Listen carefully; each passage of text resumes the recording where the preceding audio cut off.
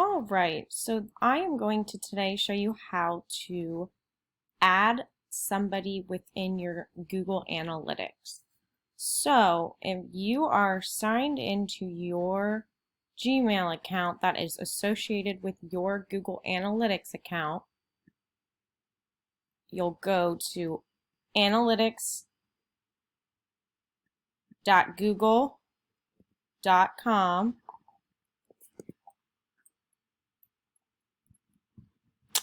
You'll find your account. You won't have as many, so it should probably just have one. You'll get to your analytics main page, and then we're going to go down here to admin. All right. Account user management. And you're going to see this blue button over here. You'll hit plus, add users. And then say you want to add an SEO company like ours or an additional team member. You would type their email here.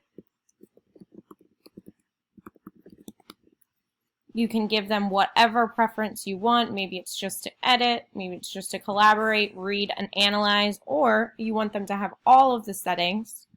In my case, I'd like me to have all of them. You'd hit add.